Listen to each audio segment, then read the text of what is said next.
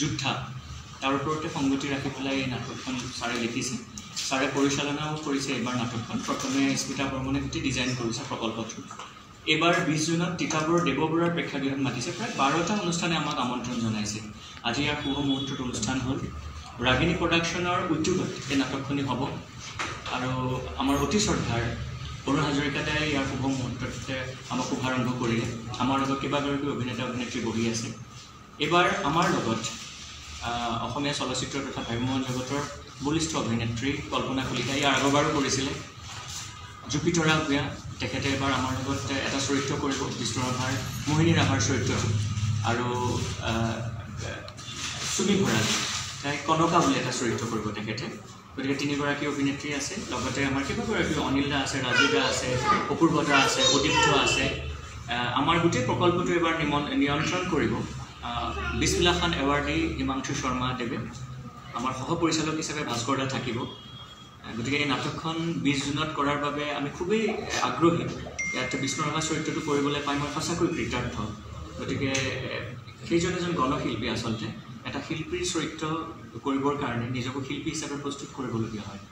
গতিকে আপোনালোকে আমাৰ গোটেই বাৰ্তাটো অসমবাসীৰ ওচৰলৈ লৈ যাওক আপোনালোক সকলোকে ইয়াৰ পৰা ধন্যবাদ জনাব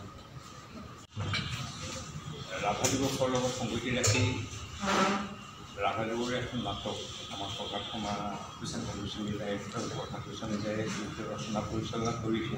আৰু অলকা বৰুৱাহাটৰ যি ৰাগিনী প্ৰডাকশ্যন বা তিতাবৰৰ 12টা সংগঠনে 12টা অনুষ্ঠানে মিলি এই নাটকখন তিতাবৰ কৰিবলৈ প্ৰয়াস কৰিছে বিশেষ দিনটো মই বৰ ভাল পাইছোঁ আৰু আশা ৰাখিছোঁ নাটকখন বৰ সুন্দৰকৈ আঁকোৱালি ল'ব আৰু এনেকৈ মই ভাবোঁ এটা বাৰ্তা দিব বিচাৰিম যে অসমৰ চুকে কোণে অন্ততঃ ৰাভা দিৱস উপলক্ষে ক'ৰবাত নহয় ক'ৰবাত কিবা কিবি অনুষ্ঠান হয় আৰু বেছিকৈ হওক অন্য আমাৰ দিৱসবিলাকতকৈ এই আমাৰ ৰাভা দিৱস বা অনুষ্ঠানবিলাক বেছি হওক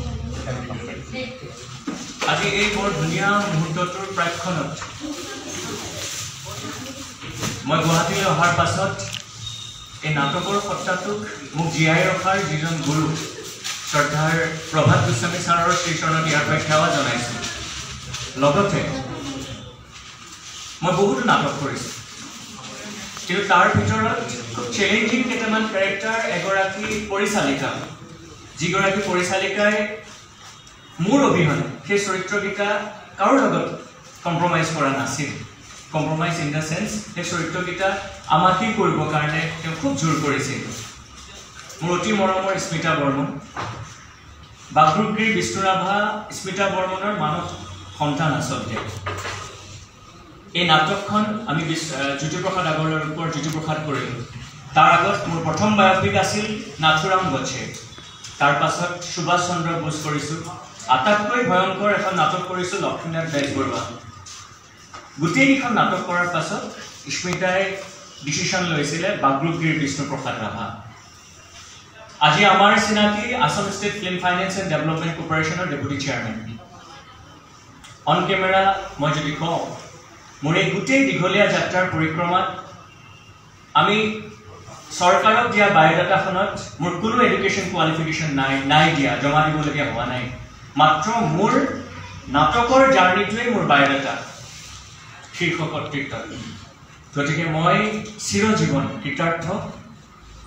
বাগৰুগীৰ বিষ্ণু ৰাভা বাগৰুগীৰ ৰাভাত যোদ্ধা আচলতে গুৱাহাটীত এটা ইমোশ্যন জড়িত হৈ আছে নাটকৰ যাত্ৰা মোৰ অতি মৰমৰ ইয়াত বহি থকা প্ৰত্যেকজন মোৰ জ্যেষ্ঠ